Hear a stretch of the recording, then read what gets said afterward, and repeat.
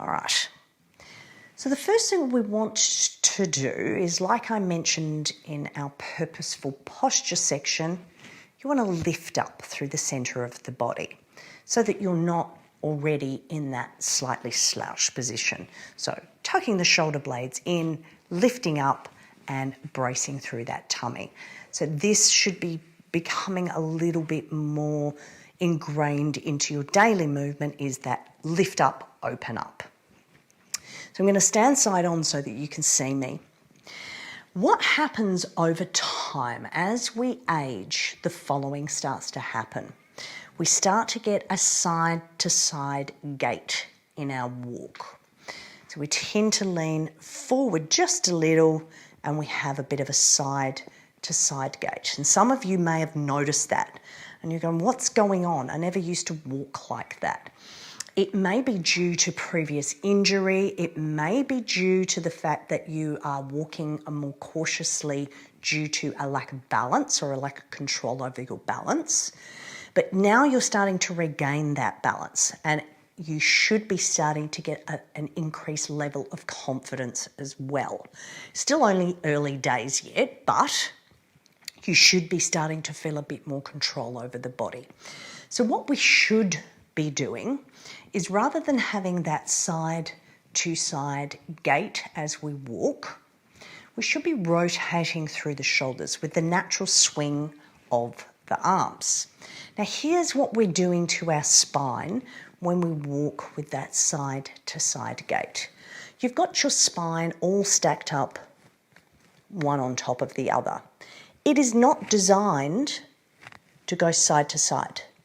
It is designed to swivel on top of each other.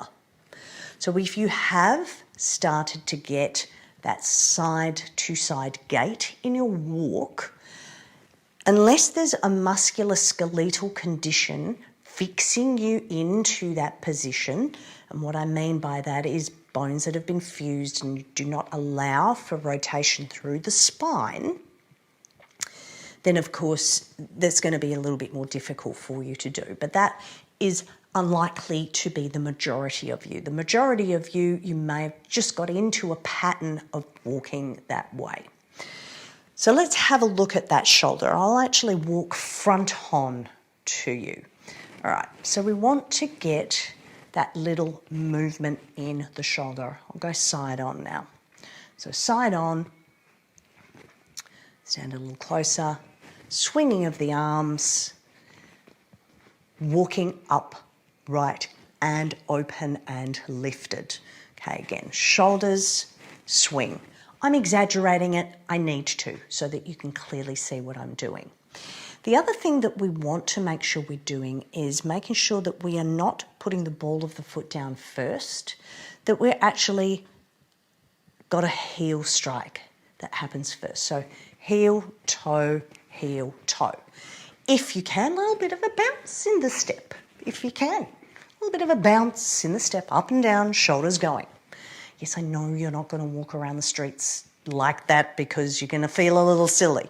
This is for the purpose of getting the patterning in the brain. But please, while you're all together, and while you're doing this at home, no one's watching you, no one cares. They're all focused on their own bodies and what their own body can do. So what have we got? We've got head up, we're open, we're lifted. Shoulder blades are tucked together a little, so we've got good body posture. We've got the arms swinging, we've got the shoulders going, we're going heel, toe, maybe with a little bounce if we can. Okay, a little bit of a spring in the step. The other thing that we want to do is make sure that we are not walking with our head down. Some of you walk with your head down because you're frightened of tripping. You can check for a trip hazard some 3 meters in front of you. Unless, of course, your eyesight is super bad, then please wear your glasses. Right? It is important that you see clearly wherever you are. Really super important. Your eyesight is key to keeping your balance and your safety. So if you're meant to wear glasses but you don't like wearing glasses, do one or two things. Get yourself some contact lenses, or please wear your glasses to keep yourself safe. We need to be able to keep that head up and the eyes front rather than that chin dipped down, because again, that will bring the upper body forward and we'll end up in this gait again, maybe going from side to side.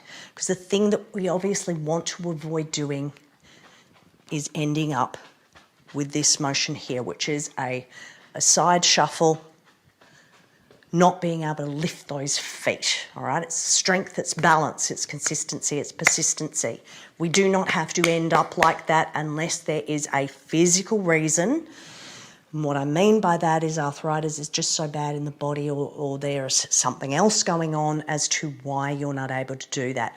We still have control of our body. So let me go through that one more time, then I'm going to wait a moment, let you push the chairs to one side. Feel free to pause me. Remember, just get the mouse, hover it over the picture, click it, it will pause. You'll get the 2 lines. To get me back on, just click the picture again to start. Right, let me go through it one more time. Upright lifted, open up, shoulders, heel toe, little spring in the step, head up, little spring in the step, shoulders are going. I'll do it one more time, shoulders, little spring in the step. When I do this one in my class, this is the feedback that I get, is everybody says they feel lighter, they feel happier, they feel they have so much more energy. Now, one of the things that tends to happen when our walking starts to get a bit sloppy is we do not activate our bottom cheeks.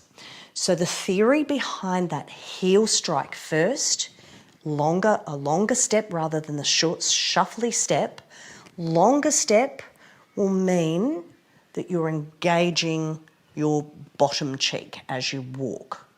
Yep, that heel toe. So when the heel strikes, engage, engage, engage, engage. I also want you to think about that as well. There's a lot to think about.